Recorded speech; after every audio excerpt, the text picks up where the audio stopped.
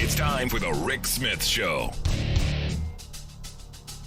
Now, here is the voice of the working class, Rick Smith. And welcome, brothers, sisters, working class heroes. This is the Rick Smith Show. Thanks so much for being here. Lots to get to, lots to talk about. We've got a former president convicted of 34 felonies. Made a lot of attention, got a lot of emails from folks. The Red Hats not as vocal as I thought they would be. I really thought the victim crowd would have been slapping the V card down. Not a lot. In fact, some of the Red Hats that I know were a little quiet, little taken aback, a little shocked. And especially when you throw out the fact that now the Republicans are attacking our legal system, attacking the judicial system. Now, are there problems with it? Yeah, there's problems with every system.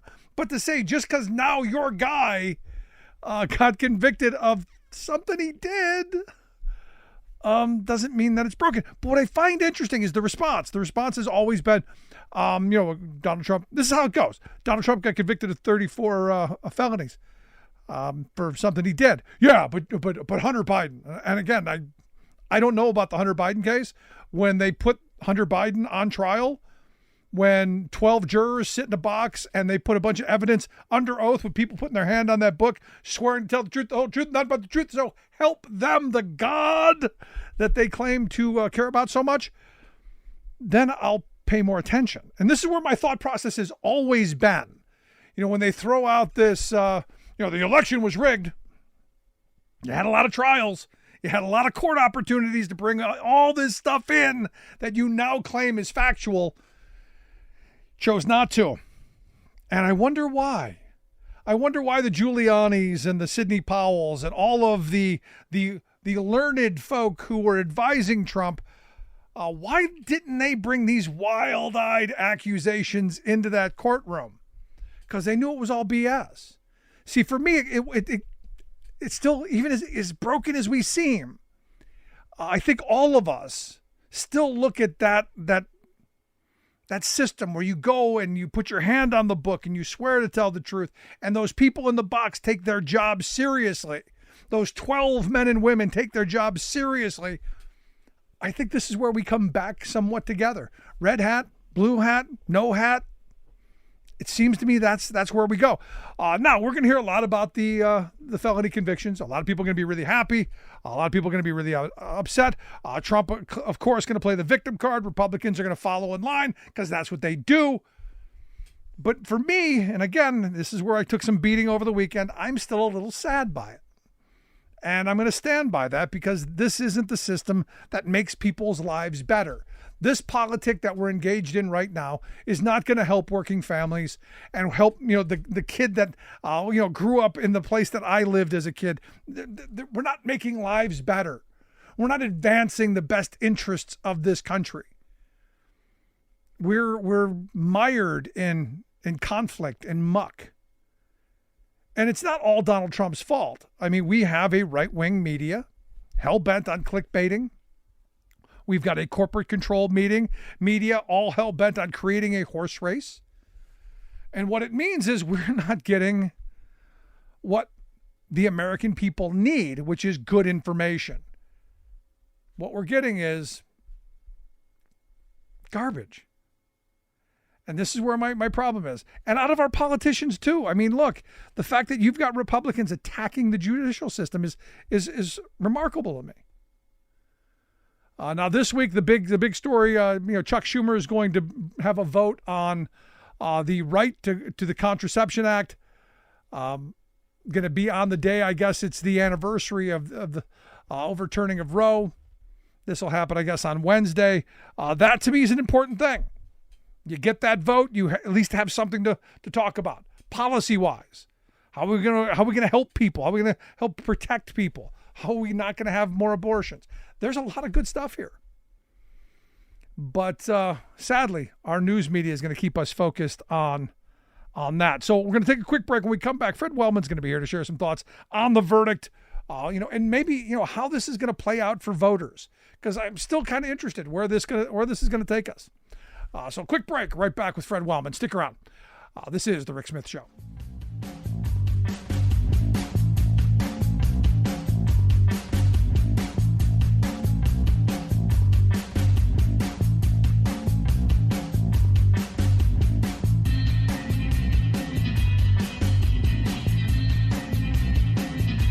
We are AFGE, the American Federation of Government Employees. We represent 700,000 federal and D.C. government workers who are the vital threads of the fabric of American life. We support our nation's military. We take care of our nation's veterans. We protect our nation's borders. We respond to our nation's crises and natural disasters. We provide services to our nation's seniors. The American Federation of Government Employees. We work for America. We are AFGE, the American Federation of Government Employees. We represent 700,000 federal and D.C. government workers who are the vital threads of the fabric of American life. We support our nation's military. We take care of our nation's veterans. We protect our nation's borders. We respond to our nation's crises and natural disasters. We provide services to our nation's seniors. The American Federation of Government Employees. We work for America. Welcome back to The Rick Smith Show. Now, here is Rick Smith. So a new Reuters Ipsos poll finds 10% of Republican voters, registered voters, say that they are now less likely to vote for Donald Trump after his felony convictions for falsifying business records. 25% of independents are saying that they are less likely. 56% say, well, it's going to have no impact whatsoever on their choice. 18% of Republicans said it's going to make them more likely to vote for Trump. I find that one a little bit more interesting. And here to share some thoughts on the last week's conviction, and what this means come election time, I've asked our good friend Fred Wellman to come talk with us. He's a Democratic strategist, host of On Democracy on the Midas Touch Network. Fred, thanks for taking time for us. Oh man, good to see you again, Rick. It's been too long. So, what do you think of the conviction? What do you think of the polling? Is this gonna matter come election time? Do you think? Yes, I think it's ludicrous beyond belief to think it won't. That it's just spin. The Republicans are desperately trying to spread the propaganda that it strengthens him, that he had record fundraising. But the fact is, all that information is coming from them and them alone.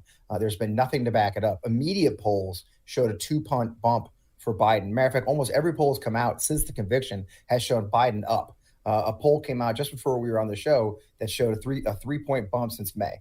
At the beginning of May. I mean, and Biden on top. So clearly it hurts. And you got to remember something I go back to a lot, Rick, and your listeners may not remember it. I was the executive director of the Lincoln Project. And before that, I was the senior advisor for Veterans Affairs. And the Lincoln Project's mission, and people don't understand this a lot of times, our mission was to try and reduce 4 to 6% of Republicans that voted for Donald Trump in 2016 from voting for him in 2020. That was literally our mission. We weren't trying to convince Democrats. We weren't trying to convince independents. Our target audience was 4 to 6% of Republicans. And that actually became a thing called the Bannon line. Steve Bannon did a speech, and he said, these Lincoln Project guys, if they could peel off 4 or 5% of the people that voted for Trump last time, we're screwed. So think about going back to that number you opened with. 10% of Republicans say they won't vote for him because of the conviction. So he cannot lose 10% of Republicans. And this is a guy, if you remember the last time anybody voted for him, he got 20% of the voters voted for a person who'd already dropped out of the race for 6 weeks in the last primary. So again, Trump is not holding his own coalition together. And then we move over to the independents. I saw a poll today actually said 51% of independents said they'll absolutely not vote for him now. And then, of course, the Democrats. So the whole thing is ludicrous to try and spin it as a positive or that it's going to make him stronger. Because, look, we all live in the real world. And in the real world, people convicted of felonies aren't treated, aren't respected. And so I think back a lot, Rick, to I call my focus group, my girlfriend's mom. She's 80 years old this year, and she's a lifelong Republican, and she's not going to vote for Trump ever again. Yeah, but here's the thing, and this is where going back to your focus group. when your focus group was our age, this kind of a thing, the mere thought Dead. of this kind of thing, you were done. Exactly. There was Done. no Done. 10%. It was Gary 100%. Hart had a picture of a girl on his lap. I mean, it's like, any hint of scandal was done. I mean, it's so ludicrous to think he's going to hold those voters. And look, I call them the normies. The normies aren't going to vote for a guy with conviction, and they can lie all they want about it being unfair and there's a fake prosecution, and they're lying. They're lying like crazy. We were talking about in the pre-show about how these Republicans are going on TV. I mean, they're just lying, and regular Americans, normie Republicans, independents don't see it. They just see a guy who sat in court for 6 weeks. They saw the reports that it was handled fairly, and what they see is a guy who was convicted of 34 felonies.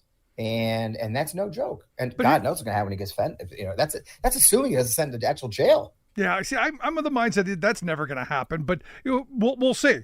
But you hit on something here that that I've been thinking about for these last couple of days, and it's the Republican Party has really joined in hand with Donald Trump in ramping up the attacks on our judicial system.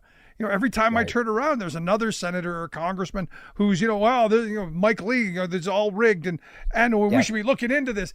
Like they're trying to normalize the idea that our entire judicial system is rigged against one guy, and Joe Biden did it from his basement. Right. And it's so patently ridiculous that Joe Biden handled it. And that's not working either. But what I do find fascinating, too, if you look at the other side of that, look, they have to get the Senate, right? Every seat counts in the Senate right now for them to flip the Senate. Larry Hogan in Maryland is a great white hope for them. He's running. He was actually a fairly popular Republican governor, a bit of a centrist by every account. Larry Hogan had the audacity to say that we should respect the rule of law and the decision of the jury. And he got attacked immediately by Trump's campaign people, Crystal Savita and others. And then today, Lara Trump went on the Sunday show and said that was a mistake and they're going to pay. So the co-chair of the Republican Party has condemned their only hope for flipping the Maryland Republican seat. And that party's attacking, which means they won't be giving them money or support, and that they're literally cutting their nose off to spite their face. And that's the real key to this whole thing. I always think about that Thelma and Louise finale, right? They've grabbed hands between the party and Trump, and they're driving this thing right off a cliff. And Lara Trump is right there at the wheel, and it's insanity. I mean, it's insanity in a way we can't imagine. And the funniest thing is seeing people talk about, they could go to the convention and put in Nikki. I've seen Democrats say, if they put Nikki Haley in, then that's it. We're done. Like, are you freaking high? Do you really think in any world that Donald Trump is going to say, you know what, guys, you're right. I'm a burden on the party. I support Nikki. I mean, come on. I mean, have you been asleep for 8 years to think that Donald Trump would quietly tell his supporters, go support the party now? No, they'll commit Harry Carey as a party. I'm here for it. I hope they do try to do it because I'm going to sit back and laugh my butt off. Yeah, no, it's I remember when there was a push while Trump was in office of people telling me he's going to resign. He's going to leave office. And I'm going, no, he's not. There's no way on a cold day that guy's ever going to do what's in the best interest of the country at his expense. Never. Ever. Till he dies. The only thing that's if my friend Jeff Timmer in Michigan always says, the only thing that's going to stop Donald Trump are the bars of a prison cell or his own aorta. Other than bringing that up, be stuck with them. Do you think it's possible he goes to jail? I personally don't, but I've had some friends who've said, well, he could get house arrest. There are other options. I don't ever see him in any orange suit behind bars, but I could be wrong. Thoughts? I mean, Judge Marchand hasn't really had much care for. I mean, he blew off. I don't know if you saw the story. He was supposed to go see the probation office before he left the courthouse. Nah, he just left. He didn't give a damn. He's still violating the gag order. He's still under the gag order. He's violating that. I mean, all this goes against him in the sentencing. The judges have to say, look, you're not following you're not admitting guilt. You're still attacking the court. I mean, in any other case, obviously you'd be in jail, but this is Donald Trump. So who knows? But, look, the fact is house arrest is no joke. He's not allowed to interact with people. He's not, so he can't go to Mar-a-Lago on house arrest and do his little, wave and adulation. He goes in the dining room. That's interact with the public. House arrest is no kidding in your house. We're talking Trump Tower, locked in his penthouse by himself, monitored with guards at the door. So he still won't be able to campaign except by Zoom. It's delusional. It's, he's there's no good answer. But again, for me, it's the conviction. And that's going to flip those normies. And if we pound that hard enough, keep saying, look, he's a convicted felon, Donald Trump, And what you're going to start seeing, I believe in my heart, you're really going to start to see some really ugly polls. And you're going to start to see, I think we'll start to see the physical manifestation. Less people outside Mar-a-Lago, the Trump flag is coming down. I think there's a lot of people who are going to start figuring out very quickly that it's all just a facade. And even the diehards will always be the diehards, but that's not it. But so if something else, on that point, Trump was on Fox being interviewed, and he said the possibility of going to prison. He said, I don't know that the public would stand for it. He said, I don't. I'm not sure the public would stand for it. I think it would be tough for the public to take. At a certain point, there's a breaking point. It's almost like he's, tried to call out to say, hey, if this happens, come to my aid. And, I'm with you. I think some of the diehards are quieting down a little bit. I think they're. You see the usual nuts, my friend Mike Flynn and others, we're going to fight. You're not going to fight. Marco Rubio, the idea that we'll have to fight. Oh yeah, sure. You and your high heels and your, give me a break, buddy. It's somewhat humorous. Now you got people like me who have stalkers and have been doxxed and getting sued by Mike Flynn. And there's a real possibility people like us might find ourselves in certain circumstances that require us to use our Second Amendment rights at some point. But I don't think there's going to be an uprising. They didn't show up at the courthouse. I think that the thing is, there really is a crying wolf thing here at some point, right, Rick? Common sense tells us he keeps telling his people to show up and fight, and a bunch of them went to jail. And he didn't do shit about that. Oops, stuff about that. Yeah, sorry, I always do that to you. Here we are, and I think he keeps calling them to arms, and eventually they're going to say, look, nah, it's not worth it. So I don't know. I think he's in trouble. I think the party is in very deep trouble. The money is being donated. The record numbers, allegedly, they're saying, well, they're not going to go to candidates. They're not going to go downstate, down ballot. They're certainly not going to go to open offices in swing states. Look at this guy. When he did have a chance to campaign, where'd he go? New Jersey, the Bronx. Now he's in Staten Island. Are you kidding me? This guy's so delusional. A city where he pulled like 21% of the vote, he thinks he's going to flip it this time. They live in a fantasy world. And I love it because all this costs money. All this costs time. And there's one thing a candidate at this point in the campaign has two things they need a lot of. They need a lot of money and they need a lot of time. And he's wasting time, money on these stupid stunts. Yeah. And it's not going to work. Now, what I found interesting is also there was he had done an interview, and evidently he's now claiming in an interview that he didn't make the locker up call to imprison Hillary Clinton. that wasn't him. He said, I didn't say lock her up, but the people would all say lock her up, lock her up. So he's claiming he didn't. This is something he's now not taking credit for. That was wildly popular. Well, everything is a lie. He has to lie about everything. Honestly, you could say, Mr. Trump, you did say the sky is blue. He goes, oh, that's not true. Look, a lot of people say that, and we've got a big policy coming on the sky. He just has to take the opposite of everything because he's delusional. As my grandfather always said, some people lie when the truth would be better. One of the funnier parts of this is I saw a statement by Trump's lawyer, this Todd Blanche, who said that he was shocked how well Donald Trump took the verdict. He said he just stood there and he kind of took it. He said, and I think I had a lot of appropriate solemnness for the moment that made me proud to be sitting next to him when it happened. And I'm going, what? So my mind goes to this place, and maybe you've got a thought. What did he expect Trump to do? What kind of, outlash? What kind of screaming, rage-filled fit did he expect? And what was he like behind closed doors to Well, Todd that's Blanche? it. I mean, How much it's of a a 78-year-old man-child? You know, Exactly. I mean, they've gotten so used to the man-child that, like, when he doesn't act like a child, they're like, "Oh wow, look at him, he's really growing." I mean, it's like remember the old joke? Every time something happened, they're like, "Well, now he's presidential." He became president today. Thanks, Van Jones. Yeah, he didn't. He didn't bite Nancy Pelosi's hand. Oh wow, it's really I mean, the bar is so low for Trump that not losing his stuff when he is pronounced guilty on 34 charges, is an accomplishment. But let's be honest, Todd Blanche's biggest concern is the check hasn't cleared yet for his payment. Trump stiffs everybody. Blanche knows that. They all know it. Everybody's in this for the money. Yeah. Everybody's in it for the grift. Everybody's in it for the dime.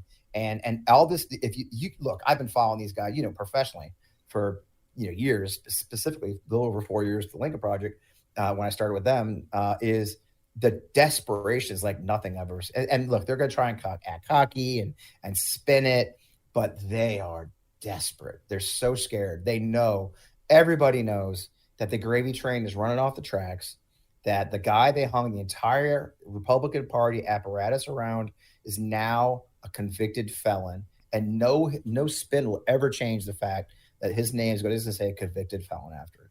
And they can say, oh, it was rigged, it was bad. But the average American just hears convicted felon. And our job as Democratic activists and political operatives and of course, PACs is to keep reminding the American people for the next 6 months that Donald J. Trump is a convicted felon 34 times over because he tried to cover up a very short encounter with the porn star that would hurt him right before the election. And he manipulated our electoral, the electoral populace of the United States to ensure that he got elected. And, they try to say it's a victimless crime. No. 330 million victims. 330 million victims in the United States of America are victims of Donald Trump's crimes because he was elected. He sailed through many Americans like my girlfriend's mom, who's 80 years old. I'm positive wouldn't have approved of him truly having paid off a porn star or had sex with a porn star for 30 seconds while his wife was home with the baby. Yeah. So look, it's just, and the salaciousness of it is relevant, but I don't know. I think that the delusion that he'll still pull it off, that he's more powerful than ever. I think so many people on our side of this equation, Rick, have just bought into the propaganda and the lies. That they believe it when they're, oh, no, don't you hear, Fred? I mean, I have people, oh, my God, he looks stronger. How does he look stronger? How, on what plan is he? No, he looks beaten down. But I got to tell you this. He looks beaten down. I took a beating over the weekend from viewers that, because look, I'm not happy about this. I know that I have some friends who are elated. It's the greatest thing since sliced bread, and I mourn for the country that we've gotten to a place where we're even entertaining this. I said, 20 years ago, your focus group, this would have not even been at no level would this have been tolerated. So what we have done to our politics, we've normalized the worst people getting away with the worst stuff. And not getting the things the American people want, need, and have to have going forward, because we're not talking about the issues that are going to make working families' lives better. We're talking about one narcissist at any level, and that's it. And that's my problem with this whole thing. So when I said, look, the verdict I thought went the right way, justice was done. 12 people showed up, did their jobs, fabulous. But I'm not happy about it. I mourn for the country that we allowed someone like this to be in the highest office in the land. I agree in a lot of ways. I guess it's kind of been mourning so long, I've sort of gotten past that. I popped a cork. Literally, I popped a cork. But having said that, I also live in Missouri. And I see that Trump has sort of just become sort of a symbol of this movement.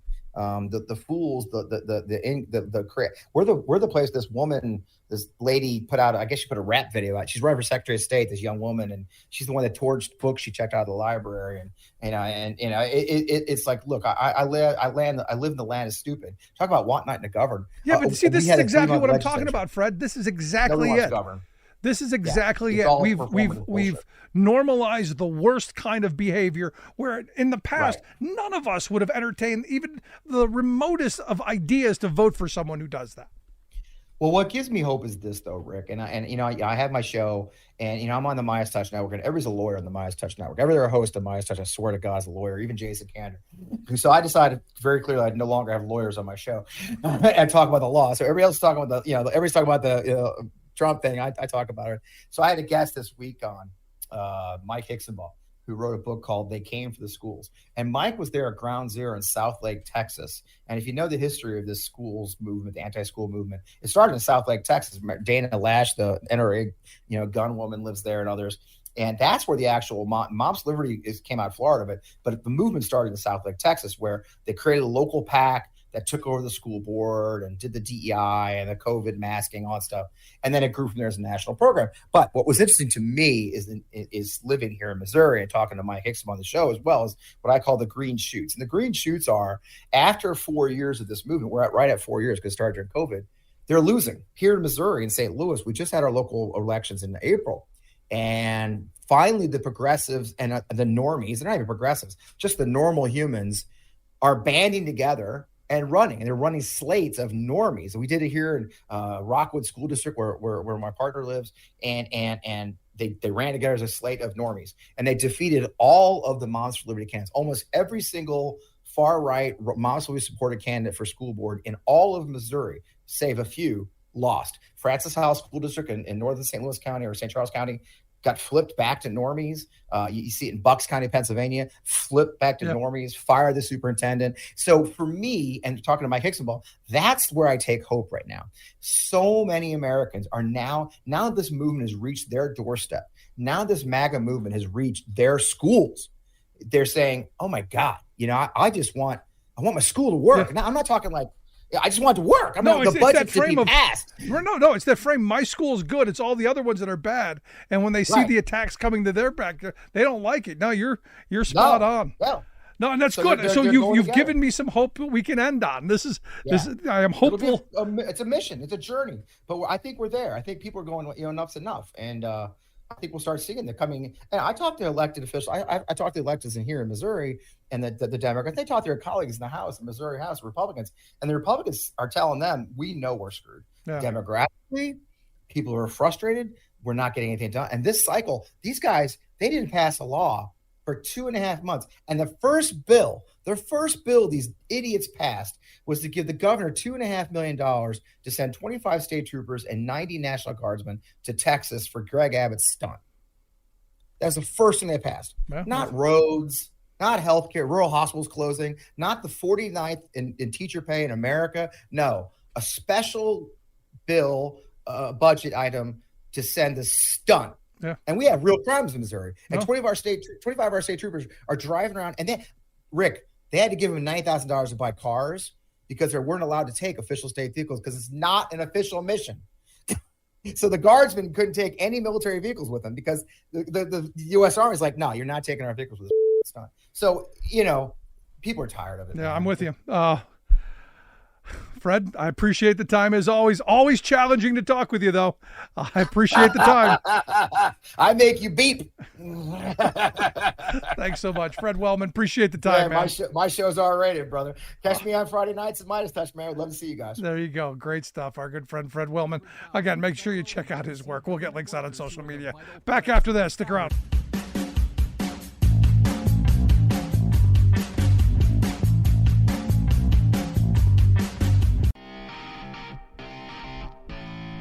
Welcome back to the Rick Smith Show. Now, here is Rick Smith.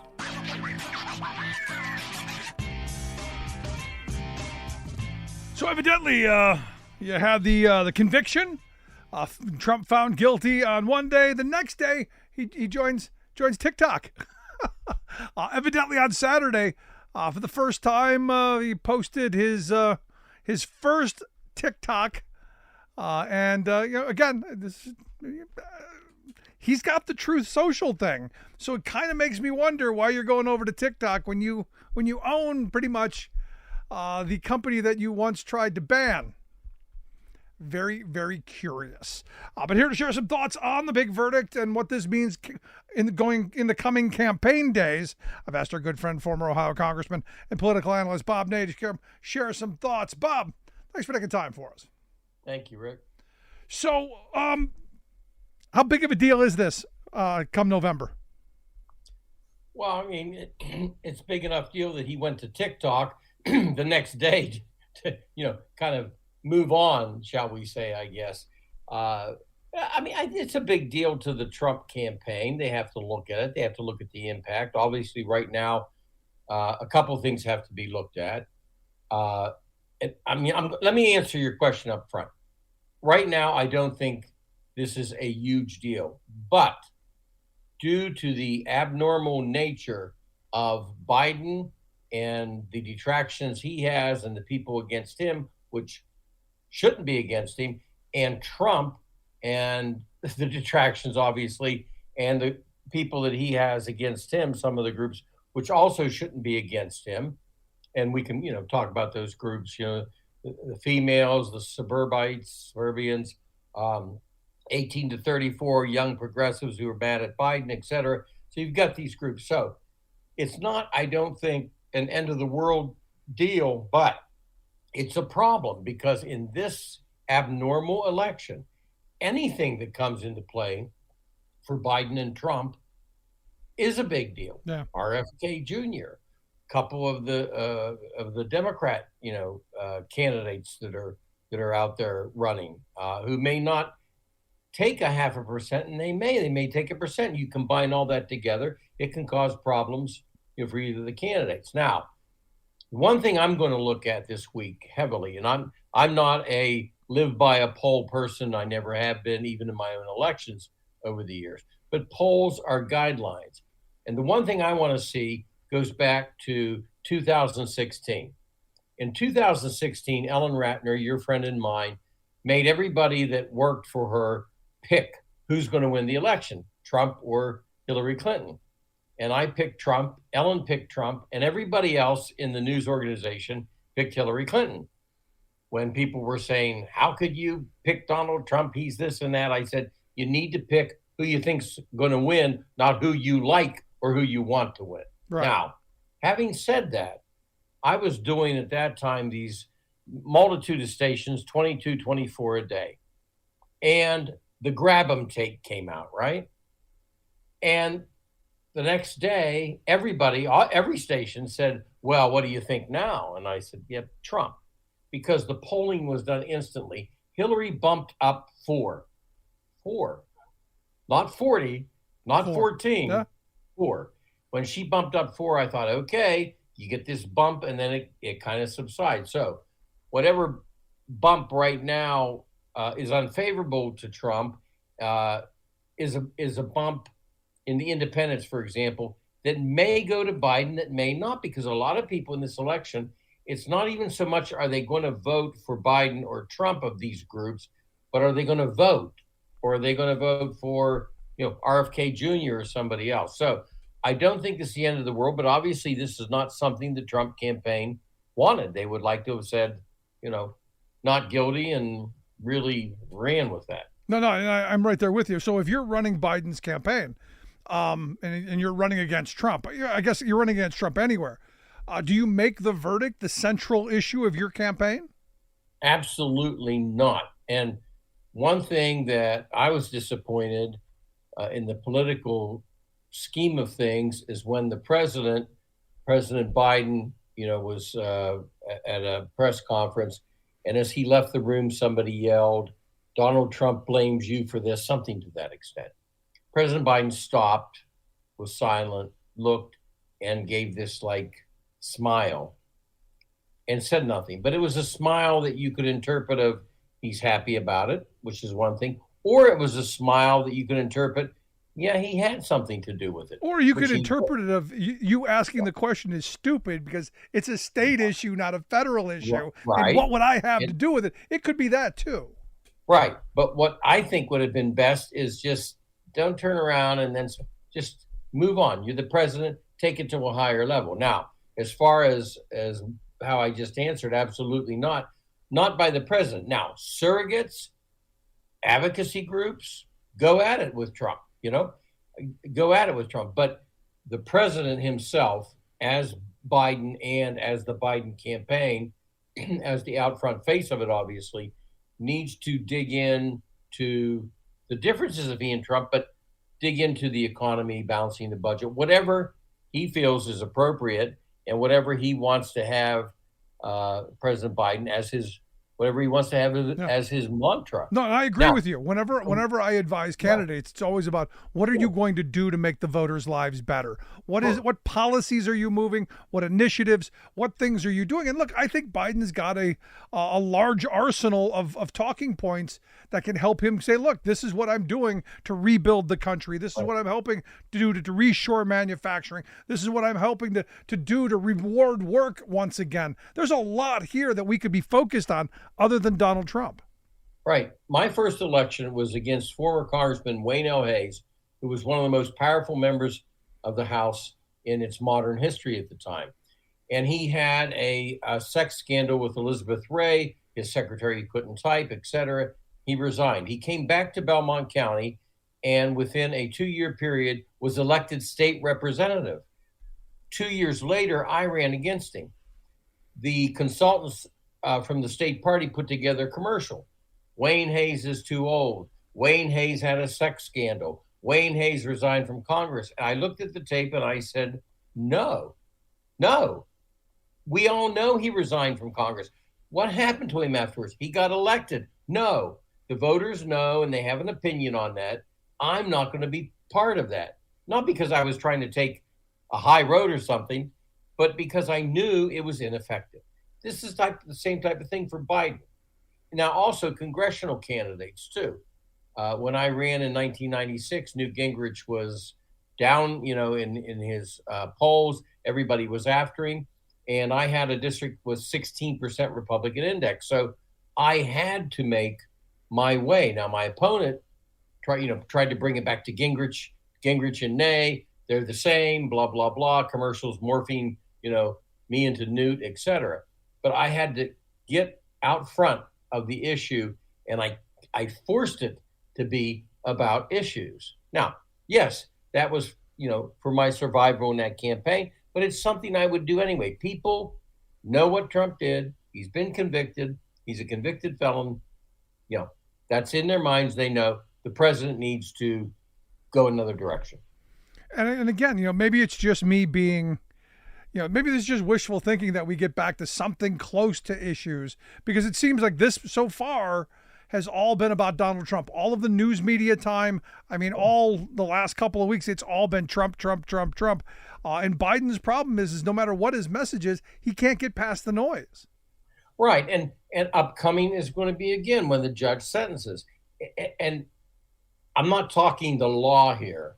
But this is a low-level offense in the sense of, he's not a danger, et cetera, And if the judge puts him on home confinement, Katie barred the door, trying to stop his voice. It's a plot, that will go on, for a period of time. So, again, community service or something, sure.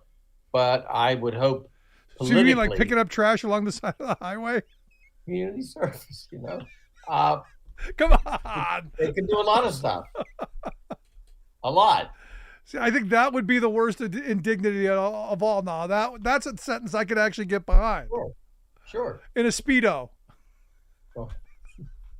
But not home confinement. Speedo or no Speedo, no home confinement. That's a thought I just did not want to have. I know. I'm still reeling. But the reality is I don't think he's not going to see a day inside of a jail cell. I just don't believe that.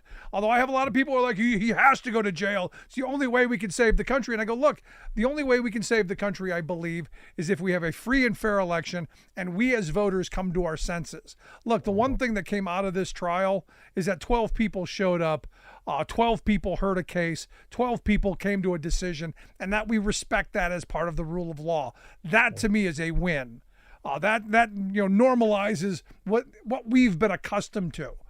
When we go to the ballot box, listening to the will of the people, that's where I want to see this decided.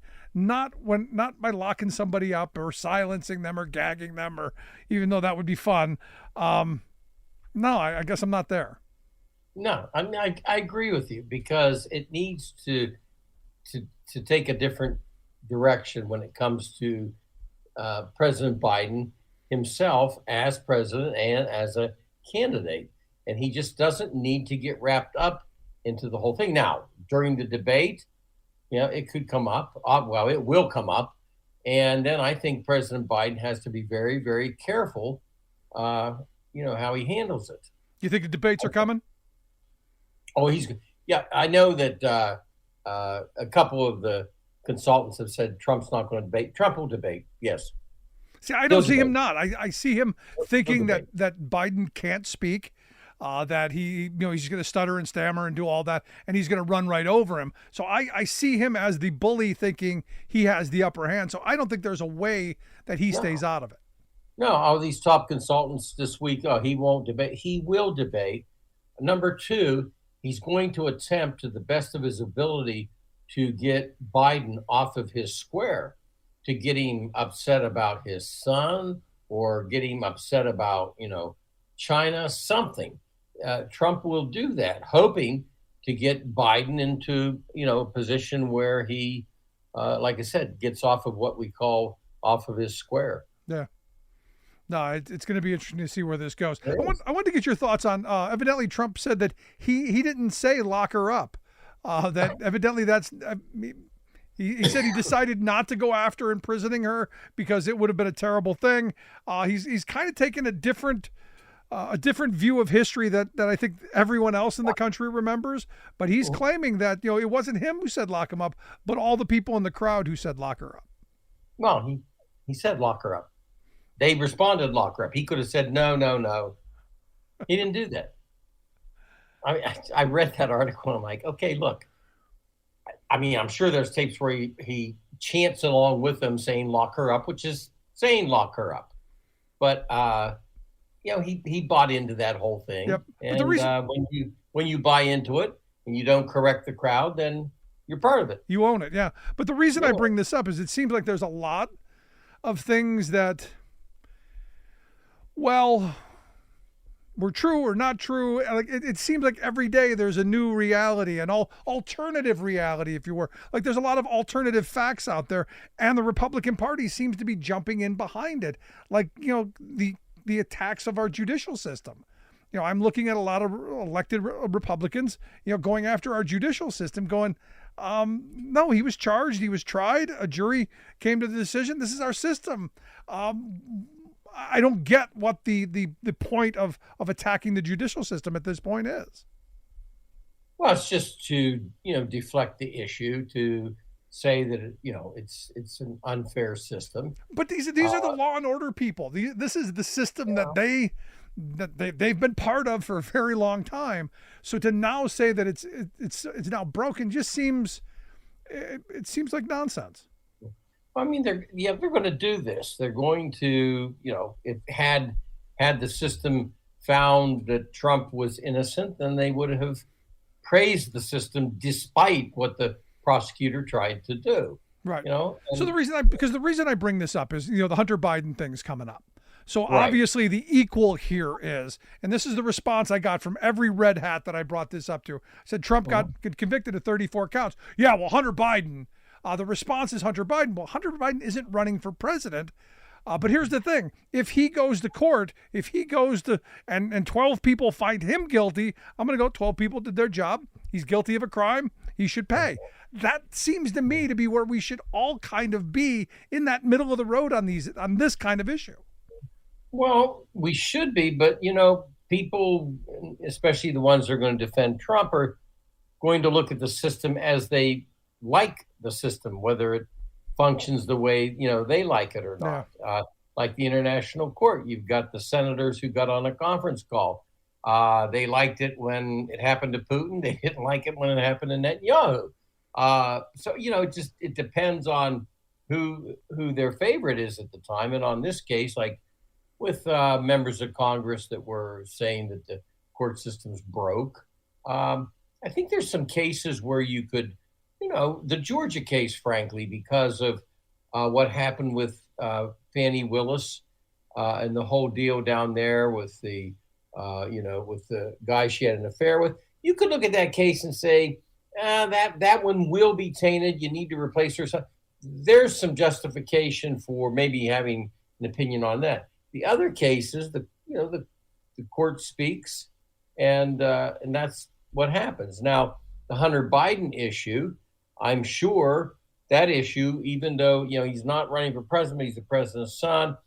And I think, in fact, that could be a bait to Biden for Trump to try to get Biden to attack him on a conviction. And then Trump just goes down this whole path, not only just about Hunter Biden and the gun charge, but this whole path about, China and calling in during business meetings and all that kind of thing. So I think Trump would enjoy that because it would give, in the court of public opinion, a kind of, equal thing. Although you could go back and look at Ivanka Trump and Jared Kushner in the White House, and they were running the business and running policy. We could go back and look at all of that too. Jared got $2 billion from the Saudis. Yeah.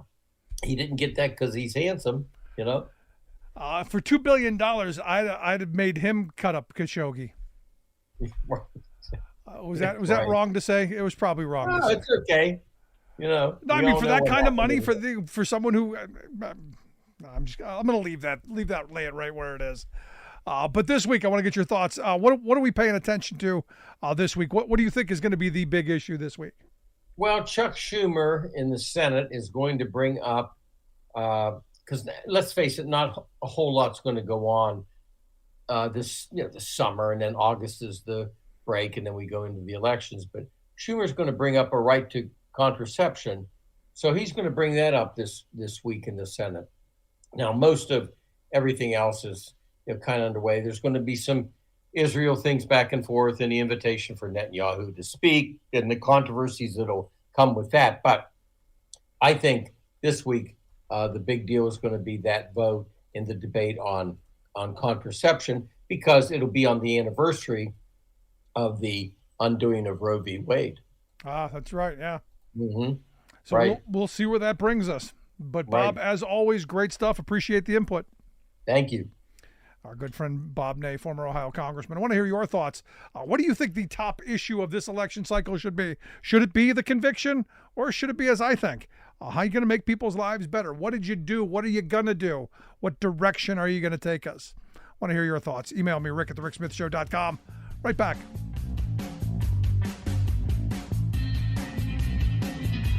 I'm Rick Smith, and this is Labor History in 2. On this day in labor history, the year was 1900. That was the day that the International Lady Garment Workers Union was formed in New York City by 7 local unions. While men held nearly all of the leadership roles in the early days of the union, most of the workers were Jewish women. One woman who rose through the ranks of the union's leadership was Fanya Kohn. She was a Russian Jewish immigrant who worked as a sleeve maker. She helped to organize an ILGWU local at her workplace in New York. By 1916, she was elected as a vice president for the union. She was the first woman to hold that position. She made labor education programs her top priority, helping to found a workers' university at Washington Irving High School. Distinguished professors visited and gave lectures. In 1920, the U.S. Bureau of Labor Statistics called the school, quote, the first systematic scheme of education undertaken by organized labor in the United States. Fanya expanded her educational efforts on the East Coast from Boston to Philadelphia, and to the West as far as Cleveland and Chicago. In 1919, 800 members had taken part in one of the courses. Classes included subjects such as public speaking, health, and literacy. Fanya helped to found the Brookwood Labor College in New York, the first residential workers' college in the United States. Fanya often met with obstacles within her union. She believed workers deserved a broad education that included stimulating culture and intellectual content. Many of the male leaders in the union wanted more narrow education focused on union matters. Despite this opposition, the ILGWU became an important force for social justice unionism within the United States labor movement. For more information, go to laborhistoryin2.com, like us on Facebook, follow us on Twitter @laborhistoryin2. You're listening to The Rick Smith Show, where working people come to talk.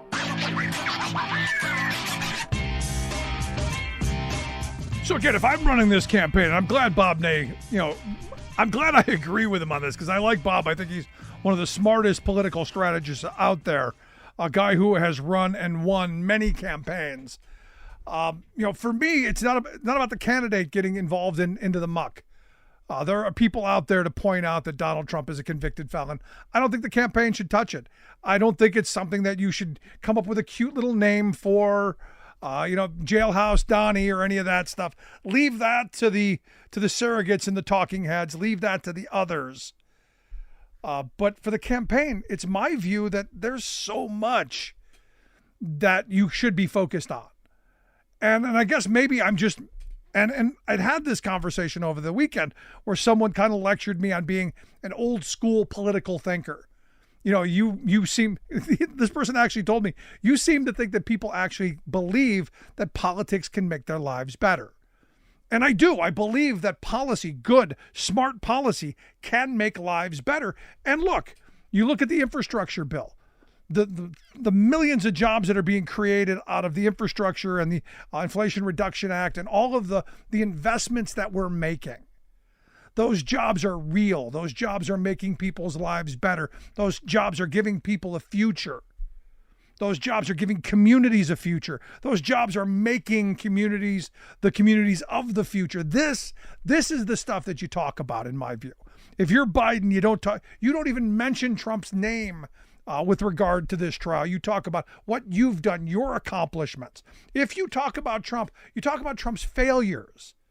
Because all of us remember Infrastructure Week. So yes, if I'm standing on that construction site up on 147 here in central Pennsylvania, that they just built a massive bridge and they're going to connect a highway through to bypass a really heavily congested 11 and 15. You stand there and go, look, we had a guy for 4 years who told you he was going to do this. He held infrastructure weeks every week. There was a guy in the White House, you may remember, who did a lot of photo ops. I'm the guy standing here with it getting done with my name on the legislation, my signature on the bottom that's getting this done. That's what you do. And we should be doing that all across the country where these things are happening. And here at the program, we've been researching a lot of this stuff, and I'm shocked at the amount of stuff that's happening right in my backyard that I didn't know about. And this is a failure again of the administration to not. And this is the problem with. And I say this all the time. This is the problem with the labor movement. This is the problem with Democrats. This is the problem with working class people in general.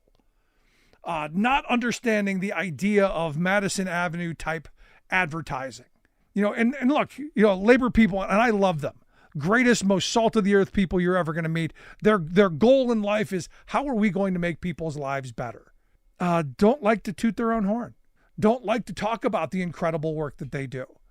And what's interesting is I know a lot of red hat folks who think Trump did all this stuff. The accomplishment that Biden has done, these infrastructure projects that are happening right now, they all seem to think, well, this was Trump. Trump did all this. He did nothing. They literally did nothing. The only accomplishment was that tax cut for rich people. Nothing else. And, someone had said on the program, and I agreed with them, thank goodness that Trump was inept, that he didn't know how government worked, that he had no idea how the system functions. So he could only cause so much damage, and caused a lot of damage, but surrounded himself with people who, while I think far on the right wing and not people that I would want anywhere near government, but at least understood the system, he didn't want to hear what they had to say. He wanted them to be yes people. He wanted them, when he asked them to jump, they already knew how high. This next term, that's what he's looking for. They're going to make patronage great again. They've already said it. This Project 2025 thing, this is real. So for me, the conviction is one part. The conviction is it's real. It happened. It shows that our system can hold even the most powerful person in the country accountable. And that is a good thing. Something we should be celebrating, whether you're happy with the decision or not. The system worked. And understand, if Hunter Biden goes on trial and a jury of his peers finds him guilty, I will be saying the same thing. The system works for a reason. And understand, Hunter Biden will have the best resources that you can possibly have for defense. Now, you go, but Rick, the system isn't always fair. No, there are imbalances. There are inequities. There is the state having resources that many poor defendants don't have. And that is something we should be dealing with. What the Republicans are going to try and get us to think about, especially in minority communities who don't have the greatest view of our legal system, is they're trying to already, we see this, they're already trying to compare Trump to the people in the hood, the people in the neighborhood who have gotten railroaded because they had a public defender who just was overworked, understaffed, underpaid, and just willing to plead everything out. Whereas Donald Trump had all of the resources you could possibly ever want and still found guilty by a jury of his peers. That's reality, folks. But again, for me, how are you going to make lives better? This is what my advice to the Biden camp. Let everybody else talk about the convictions, jailhouse Donnie and all of that. How are you going to make lives better? What have you done? What are you going to do? Stick in that wheelhouse, and I think you'll be fine. I want to hear your thoughts. Do you agree, disagree? Do you think the president should be hammering on jailhouse Donnie? I want to hear your thoughts. Email me, rick@thericksmithshow.com. As always, miss any portion of the program, grab the podcast. Also check out freespeech.org for the video. Thanks so much for being here. We'll see you back here next time. You've been listening to The Rick Smith Show. Email Rick at rick@thericksmithshow.com. Until next time, this has been The Rick Smith Show, where working people come to talk.